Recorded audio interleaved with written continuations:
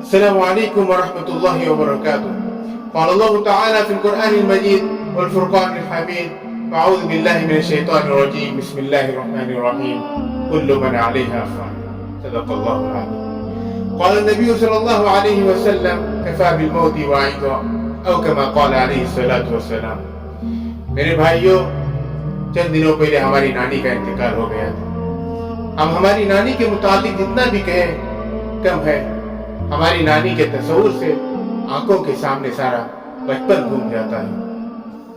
دوستو، ہم اپنے بچپن کی اکثر چھٹیاں اکثر اوقات نانی کے گھر گزار دیا کرتے تھے. دنیا بھر میں لوگ نہ جانے کہاں کہاں سفر کرتے ہوں گے، لیکن ہماری بچپن کی جو یادیں نانی کے گھر کے آنگن میں رکھے گملوں کی خوشبو میں بسی ہے، اس کا مقابلہ کوئی مہنگے سے مہنگا سفر بھی نہیں کر سکتا. میرے بھائیوں، چھٹیاں آپ بھی آتی ہے، مگر اب وہ نہ ہماری نانی رہی، نہ نانی کے قصے کہانیاں رہی. کبھی دادی کبھی نانی سے الگ کر دیے گئے، کبھی دادی کبھی نانی سے الگ کر دیے گئے. بچے پری کی کہانی سے الگ کر دیے گئے. کچی عمروں میں ہمیں کام پر لگا دیا گیا، ہم وہ بچے جوانی سے الگ کر دیے گئے.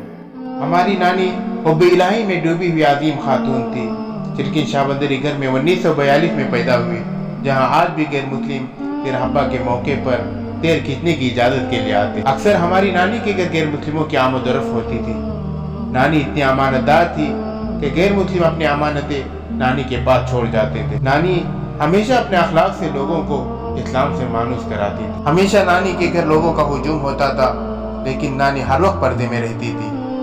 دیواریں چھوٹی ہوتی تھی لیکن پردہ ہوتا تھا. تالے کی ایجاد سے پہلے صرف بھروسہ ہوتا تھا. جب تک ماتا چوم کر رخصت کرنے والی زندہ تھی، دروازے کے باہر تک منہ میں لقمہ ہوتا تھا. دروازے کے باہر تک منہ میں لقمہ ہوتا تھا. ہماری نانی خلوص و محبت، جرأت و غیرت سے بھرپور خاتون تھی. خدا پر ان کا مضبوط بھروسہ تھا. شاید اسی لیے چھوٹی سی عمر میں شادی ہونے کے بعد بھی دکھوں کی ایک طویل جنگ سے موت تک نبر آتما رہی تھی. دل کی امیر اتنی کہ جیب میں آخری سکہ بھی ہو تو بھی کسی کو انکار نہیں کرتی تھی. کوئی قرض لے جاتا تو واپسی کا مطالبہ بھی نہیں کرتی تھی. ہمیشہ باوضو قرآن کی تلاوت، صوم و صلات کی پابندی اور لمبے لمبے سجدوں میں اپنے رب سے راز و نیاز کی باتیں کرتی تھی. ان کے ہاتھوں میں 1000 دانوں کی ہمیشہ تسبیح ہوا کرتی تھی. جب جمعہ کا دن آتا تو مختصر سی چیزیں پکا کر قیمتی ساعات کو وصول کرنے میں لگی رہتی تھی. ہمیشہ ان کی زبان پر قرآن اور حدیث کے جملے اور اقوال زرین ہوا کرتے تھے.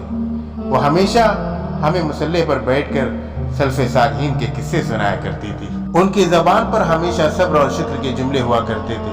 اس خاتون پر اتنے غم کے پہاڑ تھے کہ بچپن ہی میں ماں باپ کا سایہ اڑ چکا تھا. اپنی زندگی میں ایک طرف 3 جگر گوشوں کی موت کا غم بھی تھا، تو دوسری طرف اپنی 3 بیٹیوں کی ذمہ داری کا بوجھ بھی تھا. خود کا گزارا مشکل تھا، اس پر ایک اور منہ بولے بیٹے کو گود لے کر اس کو بھی پروان چڑھانا تھا. میں سوچتا تھا کہ نانی کے پاس اس وقت کیا بچتا تھا، لیکن آج پتا چلا کہ وہ آخرت کے بینک میں سب جمع کرواتے جا رہی تھی. اپنے رب سے جنت کا سودا کر رہی تھی. گویا وہ کہہ رہی تھی، میں فقیروں سے ہی کرتی ہوں تجارت اکثر، میں فقیروں سے ہی کرتی ہوں تجارت اکثر، جو 1 پیسے میں لاکھوں کی دعا دیتے ہیں. ہم ان سے پوچھتے تھے کہ اللہ سے سودا تجارت کیا ہوتا ہے.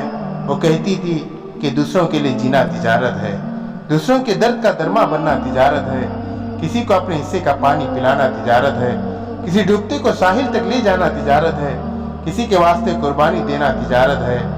کہیں ہم راز سارے کھول سکتے ہیں، کسی کی بے بسی کو دیکھ کر خاموش ہو جانا تجارت ہے. بارش میں سہمے بھیگتے بلی کے بچے کو ذرا سی دیر کو گھر لے جانا تجارت ہے.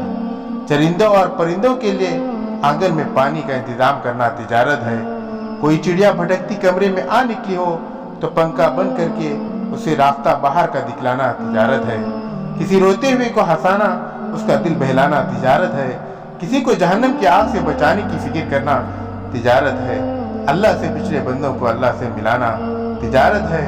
کوئی سائل اگر دستک دے تو اسے کھلانا دینا دلانا تجارت ہے. مخلوق کے چہروں پر لکھے درد کے عنوان پڑھنا تجارت ہے. نبی سے محبت اتنی کہ ایک سنت کو جان کر عمل کرنے کی کوشش میں لگی رہتی. وہ بکریوں کو پالتی، خود ان کا دودھ دھوتی، پھر دودھ سے مکھن دہی پنیر بنا کر اپنے متعلقین میں تقسیم کرواتی۔ اکثر اپنے اولاد کو نبی کے اولاد کے نام سے موسوم کرتی تھی۔ کھانے میں کدو کا استعمال کر کے ہمیں نبی کی پسندیدہ چیزوں کے بارے میں بتاتی تھی۔ ہر درجہ علالت کے باوجود بھی سنت روزوں کو بھی کبھی چھوٹنے نہیں دیتی تھی۔ ہمیشہ لوگوں کی ضیافت کے بہانے تلاش کرتی تھی۔ حج اور عمرے کی انتہائی متمنی تھی۔